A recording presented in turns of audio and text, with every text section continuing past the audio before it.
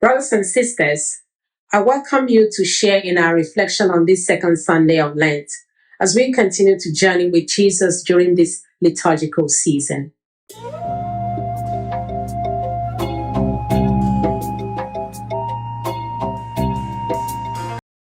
In today's gospel, Jesus took Peter, James, and John and led them up a high mountain. In their presence, he was transfigured. Matthew gave us a detailed account of how the face of Jesus was shone like the sun and his clothes became as white as the light. Matthew's narrative also highlights the image of the Old Testament by emphasizing how a bright cloud covered them with shadow, and from the cloud there came a voice which said, "This is my only begotten Son, listen to him." Matthew's gospel focused on the reaction of the disciples by calling our attention to how their excitement to be on the mountain with Jesus soon turned into fear. However, Jesus calmed them by saying, "Stand up and do not be afraid." This tells us that the disciples recognized and knew Jesus better when he was transfigured. They saw more to him than they ever imagined or experienced in all the years he spent with them.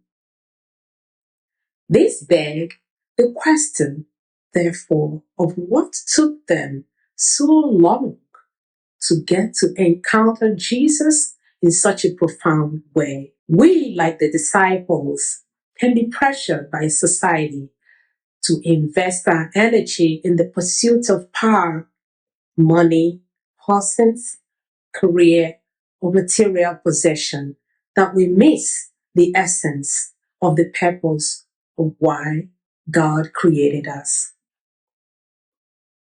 which is to love and be present to ourselves, to each other, listen to the cry of the poor and those on the margins of society. Sometimes it is essential to take a pause to reflect on what motivates you, what and who controls your life. When have you experienced the glory of Christ in your life and in the life of your neighbor? And when have you been open to the transfigured moments in your life? We can be so engrossed in tunnel vision and insights which are just focused on self, and we miss the call to be transfigured with Christ. The call of Abraham at the age of 75 in the first reading should be a wake-up call to deepen our faith as Christians. I want to underscore that Abraham is a faith-filled man and will be perceived as being too old to embark on any journey, and certainly can be written off by society as not having any value. But Abraham set out to a risky and unknown destination, to this great adventure, trusting in his God.